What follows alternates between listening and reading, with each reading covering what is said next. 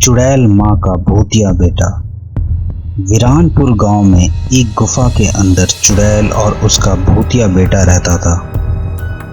वो दोनों अक्सर गांव में शिकार करने निकलते थे।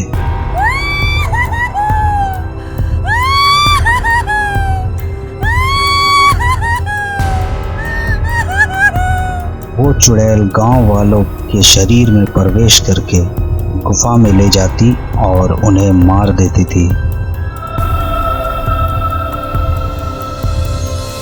अरे भाइयों, ये चुड़ैल हमें जीने नहीं देगी, हमेशा किसी न किसी को मार ही देती है। अरुण भूत चुड़ैल पर बिल्कुल विश्वास नहीं करता था। तुम लोग बेकार का डरते हो, हम लोग हर समय चुड़ैल के साथ रहते हैं, तो फिर कैसा डर। अरे अरुण, तुम कहना क्या चाहते हो, साफ साफ बोलो।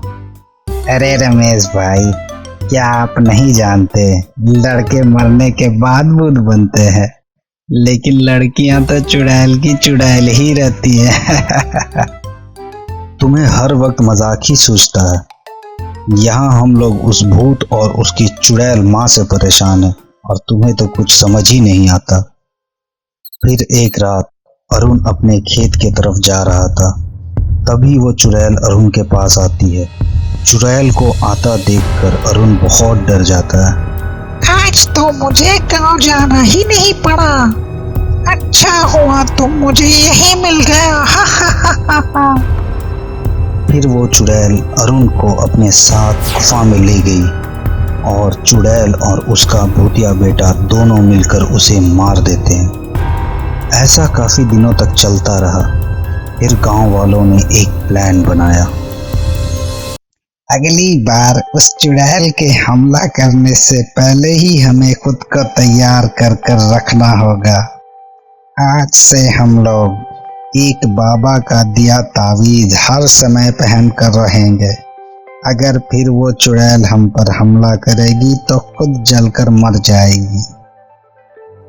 फिर सब गांव वाले अपने पास वो तावीज रख लेते हैं। फिर एक रात सुरेश गर्मी के कारण अपने खेत में आराम करने गया, लेकिन गलती से वो तावीज घर पर ही भूल गया। जैसे ही उसे याद आया कि वो तावीज घर पर भूल गया है, तो वो उसे लेने के लिए घर की तरफ लौटने लगा। तभी उस चुड़ैल का भूतिया बेटा वहां आ जाता है।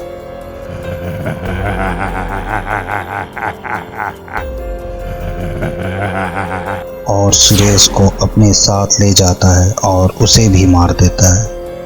फिर गांव वाले परेशान हो जाते हैं। गांव वालों को लगता है बाबा के तावीज ने कुछ काम ही नहीं किया।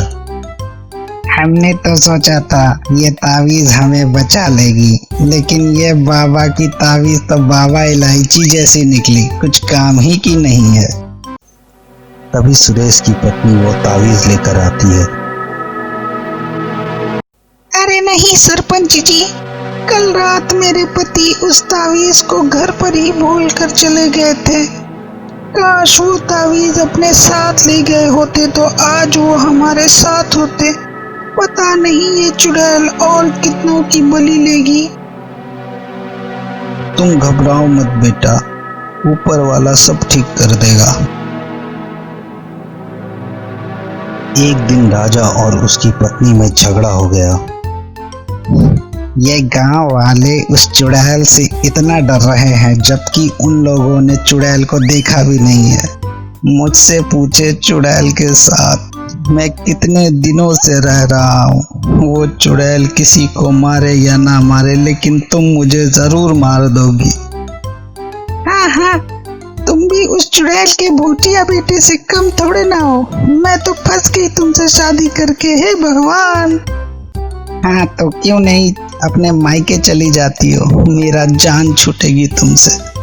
मैं क्यों जाऊं, मेरे सारे दहेज का सामान और पैसा वापस कर दो, मैं चली जाऊंगी।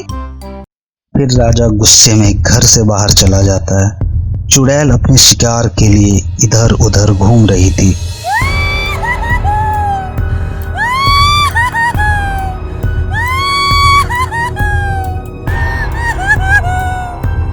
तभी उसकी नजर राजा पर पड़ी। है? तुझे डर नहीं लगता मुझसे? सारे गांव वाले डर के मारे घर में छुपे हुए हैं और तू इतनी रात को बाहर घूम रहा है। ये चुड़ैल, तुझे क्या पता मैं तुझसे भी भयानक चुड़ैल के साथ 5 साल से रह रहा हूँ। मुझे जब उससे डर नहीं लगता तो तुझसे क्या डरूंगा। तेरी इतनी हिम्मत कि मुझे ललकारे? अब देख मैं तेरे साथ क्या करती हूँ। फिर वो चुड़ैल राजा को अपने साथ ले जाने के लिए उसके पास आती है। राजा अपने पास वो तावीज़ लेकर खड़ा रहता है। जैसे ही वो चुड़ैल राजा को छूती है वो जलने लगती है और वो जलते हुए अपनी गुफा में चली जाती है और अपने भूतिया बेटा को सारी बात बताती है और फिर वो मर जाती है। फिर वो भूत अपनी माँ का बदला लेने का कसम खाता है। जिस तरह इन गांव वालों ने मेरी माँ को मारा, उसी तरह मैं सब गांव वालों को मार कर उसका बदला लूंगा। अगर आप इस वीडियो का दूसरा पार्ट देखना चाहते हैं तो अभी सब्सक्राइब कर दें।